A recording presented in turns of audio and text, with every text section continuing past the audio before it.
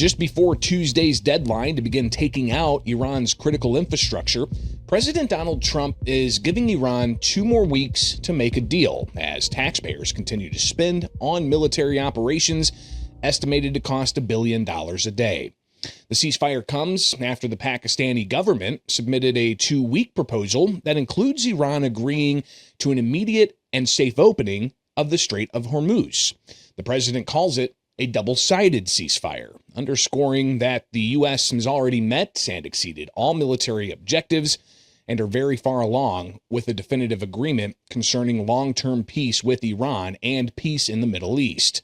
As to the economic pinch on American drivers filling up at the pumps, AAA shows another increase over yesterday in the price per gallon, now at $4.16. Just this morning, War Secretary Pete Hegseth said commercial ships will pass through the Strait of Hormuz during this 2-week ceasefire. The Center Square's Washington, D.C. Bureau Chief, Sarah Roderick-Fitch, was in front of Hegseth this morning with some important questions for the administration after that self-imposed deadline was extended. 2 questions actually for you.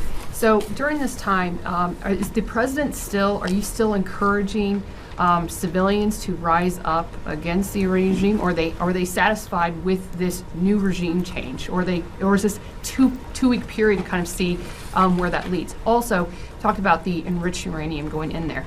Would that require special forces or other military, our service members? Who would be basically going in there and trusted to going in there to get that uranium out? Mm-hmm. Again, on the uranium, we're watching it. We know what they have, and they will give it up, and we'll get it, and we'll take it. If we have to, we can do it in any means necessary. So that's something the president is going to solve for. We already have with Midnight Hammer, with the place we put them in, and the reason it's in the situation where it is. The second one was about the people. Listen, I would love to see the Iranian people take advantage of this opportunity. They have been oppressed by the previous regime, and they'll have a new opportunity with this regime that remains to be seen. That was not our objective in this effort, but they're brave people. Horrible things have been done to them by the previous regime. Tens of thousands targeted and killed and assassinated in a way the government never should. And we wish them the best, absolutely. Thank you all very much. Appreciate it.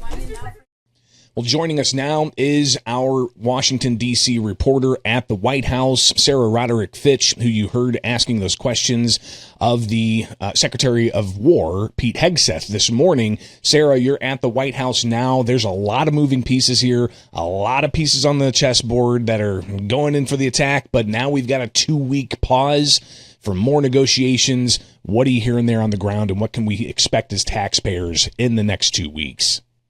I'll put it this way, there are a lot of questions, and kind of helpful that there was 2 briefings this morning, two briefings today, this morning at the Pentagon with Secretary Pete Hegseth and General Dan Kane. And then this afternoon, going to be one with Caroline Leavitt. We're not sure if there's going to be anybody joining her, but yeah, there are a lot of questions, as well as Secretary General of NATO, Mark Rutte, is going to be here visiting the White House this afternoon. So there's going to be a lot of unanswered questions still swirling around this ceasefire deal. The president is releasing some tweets or some true socials out. There's some information trickling about what it is. There's apparently the Iranians are supposed to reopen the Strait of Hormuz. Now there's questions on whether or not they're going to be requiring a toll. Well, now that I'm hearing indications that that's going to be something jointly between the U.S. and Iran. Which is interesting because it wasn't that way before. This is an international waterway. So it'll be interesting to see how this is received with other countries, especially ones that really rely so much on the Strait of Hormuz and getting their oil production. Among those, China, South Korea, Japan, Australia, a lot of European countries. We only take in less than 1% from the Strait of Hormuz. So this could rack up, but there's indications that the president is seeing these as possible, like some of these tolls, as perhaps a way to sort of rebuild Iran. But there's a lot of questions too, as regards to who's now running Iran. Who's this new regime?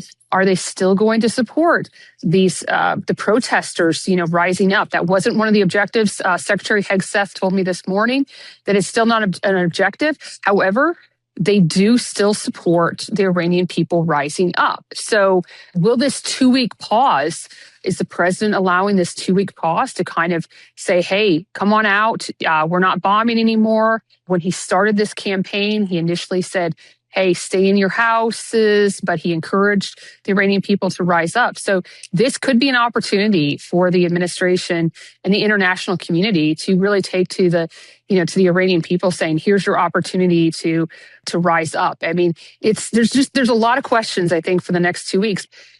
From what I'm hearing, is there's going to be negotiations on this 15-point plan that the White House has proposed for Iran. It's going to be taking place in Pakistan.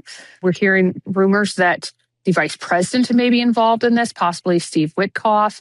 Not sure exactly where this is going, but it'll be really interesting to see what comes from today, from the news conference, if there's more indications and just more details about this ceasefire. And as you mentioned, you've got representatives of NATO meeting with the president. So a lot of things happening, and we've got the reporters on the ground at the Center Square. So be sure to get to thecentersquare.com for the very latest. Sarah, thank you so much for taking time with us.